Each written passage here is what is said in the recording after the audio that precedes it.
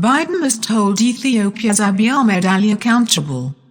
A Nobel Peace Prize should not shield a Prime Minister from sanctions for war crimes and rights abuses.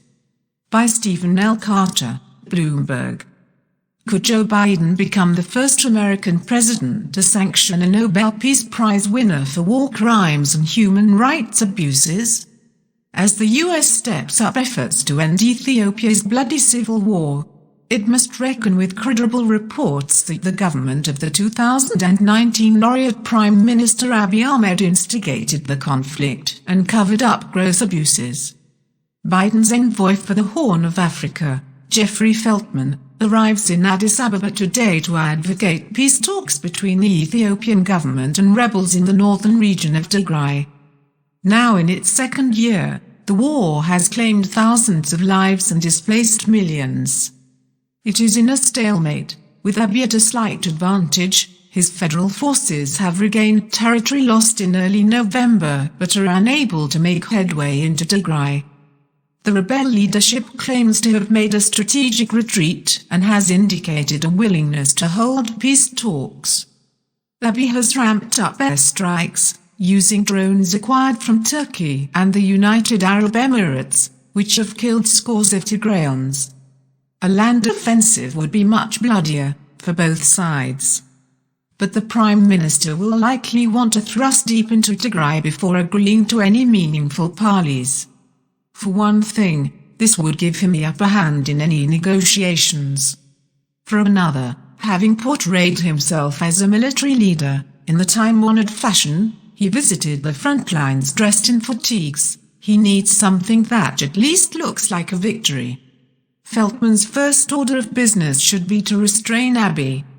The Prime Minister has thus far been immune to persuasion and to punitive economic measures, such as the suspension of European aid and the blocking of duty-free access to the US market. But these, in effect, punish all Ethiopians for the actions of their leaders. More targeted measures are called for. Biden has threatened to use sanctions to end the fighting, but has only imposed them on the third party to the conflict, the government of neighboring Eritrea, which entered the civil war on Abiy's side. It is time to call out and sanction Ethiopians, on both the Tigrayan and government sides, who have enabled or committed crimes and abuses. Despite the hurdles put up by the government, human rights agencies and humanitarian groups have been tabulating offenses by all combatants. Even as officials in Addis Ababa talk up war crimes ascribed to the rebels, they have suppressed information of wrongdoing, including mass rape and the recruitment of child fighters, by government forces and allied militias. Feltman Abdi, the minister Abiy tasked to document abuses, told the Washington Post last week that she was told to sweep inconvenient facts under the carpet. She resigned. That brings up the question of Abiy's culpability. His government claims the rebels sparked the civil war when they attacked a military base, but it is now becoming clear that the Prime Minister had been preparing an assault on the northern region long before then. As the New York Times has reported, Abiy plotted with the Eritrea's President Isaias Afwerki against the Tigrayans even as the two leaders negotiated an end to decades of enmity between their countries in 2018, the deal that won Abiy his Nobel. The Prime Minister was apparently counting on the Peace Prize to draw attention away from the preparations that he and Isaias were making for war against their common enemy, the Tigray People's Liberation Front. Although the Tigrayans are a minority in multi-ethnic Ethiopia, the TPLF ran the government for the best part of 3 decades before Abiy's accession to power. The Eritreans blame the TPLF for the war between the countries.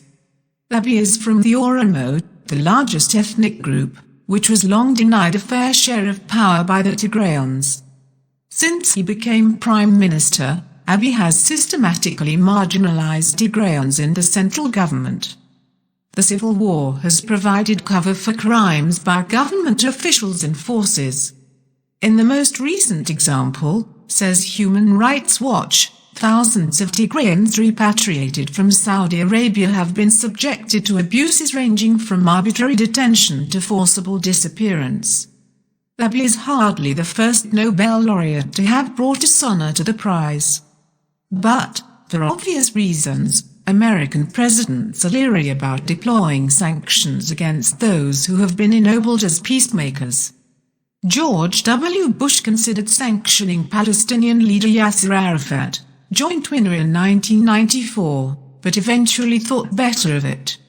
For all his recklessness, Donald Trump could not bring himself to sanction Myanmar's Aung San Suu Kyi, winner in 1991, for her government's gruesome treatment of the Rohingya minority, and targeted only the country's military commanders.